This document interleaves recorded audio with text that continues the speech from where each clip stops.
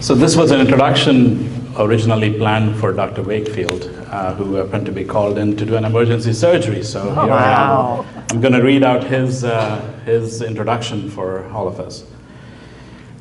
So we are thrilled to introduce Katie McVey, a woman whose life epitomizes courage, adventure, and resilience. From her groundbreaking days as a skydiving pioneer to her role as a devout mother, grandmother, and athlete, Katie's journey has been nothing short of remarkable. Despite facing adversity, including the loss of her husband and the recent diagnosis of breast cancer, Katie continues to embrace life with unmatched enthusiasm and determination. She has over 1,000 skydives under her belt and a passion for adventure that knows no bounds. Katie inspires us all to live well to the fullest, no matter the challenges we face. Please join me in celebrating Katie McVey, a true embodiment of strength, spirit, and unwavering resolve. Katie.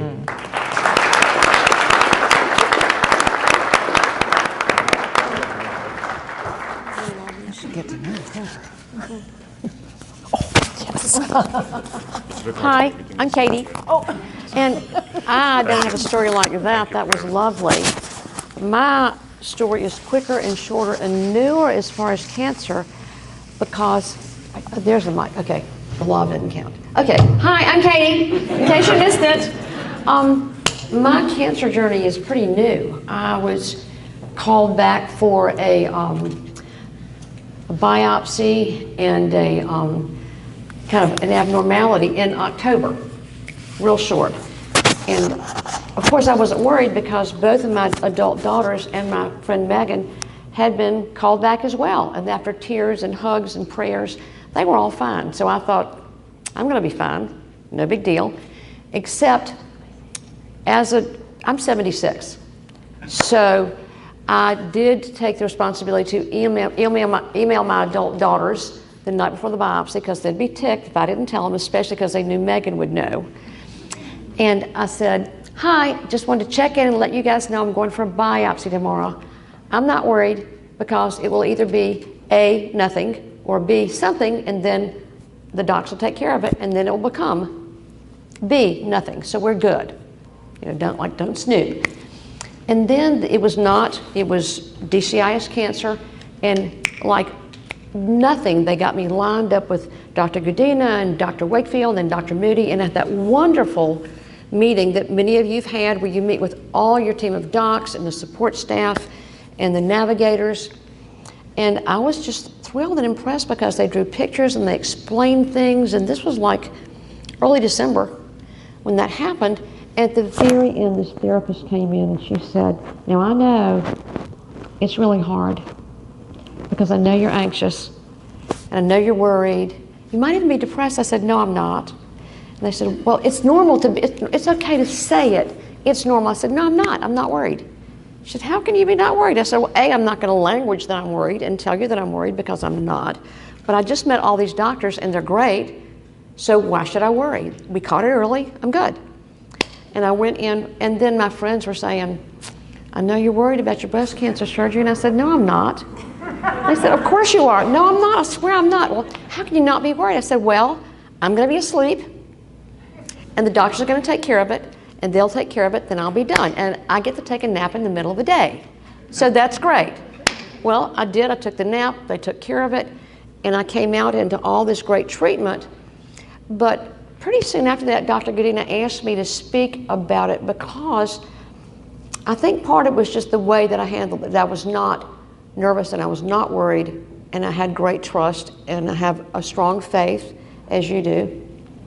But also I was raised with making daily choices that are positive and optimistic and kind. And when I get up in the morning, I'll say, when I don't want to get out of bed because my bed is so comfortable, I'll say, Alexa, play Jeremiah Was a Bullfrog. And you cannot stay in bed with that. I mean, this is just like the most fun song. And if you haven't heard it, it says, Jeremiah was a bullfrog. He was a good friend of mine. I never understood a single word he said, but I helped him drink his wine. And then your line would be, and he always had some mighty fine wine. Well, I get up and I go brush my teeth, still kind of dancing around. Then I do about 20 minutes of exercises, planks and kettlebells and tricep dips. And I feel like I could kick somebody's butt down the street. So that's and then I'll set my intentionality, which is always to make sure somebody feels better that day for having met me. And so I went through the cancer like that. But especially Dr. Godina wanted me to speak about another, the hard times that facing cancer was not hard for me because I've lost 2 of my 4 children. One at 19 and one at 31. And it doesn't matter if your child is 9 or 19 or 3 or 31, it's still your children.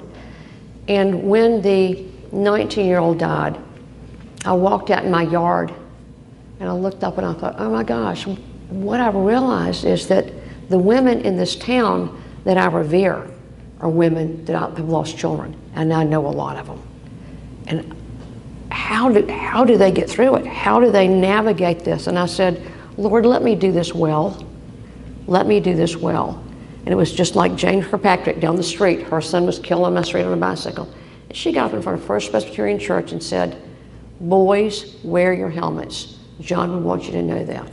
And I went through those next years losing both those children saying, God is good all the time. Now, this is tough, but God is good all the time. And my husband died 3 years ago.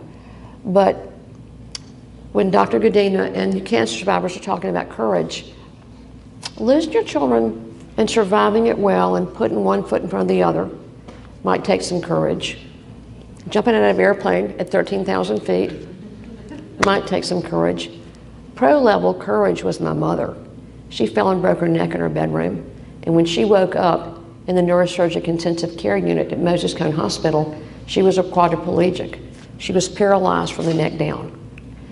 And she knew that she would never hold a dinner fork again, or play bridge, or scuba dive. And mother chose to go home and die by no feed. Now that's courage. That is pro-level courage. That is Vietnam POW courage. So I've had some models for courage, but also for joy. My great-grandmother used to go to her front door and she'd say, you know that mirror in my front room? I go and I put my hat on and I put my smile on and I don't take either of them off till I walk back in this door. And that was the model for positive behavior and the model for love that I received from that. So yes, I've had some blows and maybe what some would call tragedies, but I've also got this really awesome life. I mean, it was there, okay? So yeah, this year I've been to Italy and Argentina and Brazil and Nepal, and I've been in rafts and ultralights and paragliders and zip lines and all these. My life is good, and also I've got these 3 really awesome grandchildren who adore me and think I'm hilarious and fun.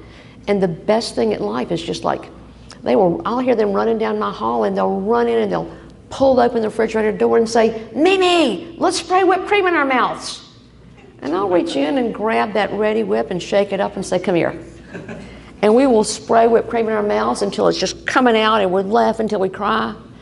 And just having fun. And my life is really good. Yes, I've gone through breast cancer with the heroes at Moses Cone that just took care of it for me. And yeah, I've had some hard blows, but mainly my life is really good. I'm very blessed. So if you ever want an uplifting moment and a thought, just don't forget, the best thing I can tell you is grab that can of spray whipped cream, shake it up, spray it in your mouth, because that's fun. Thank you.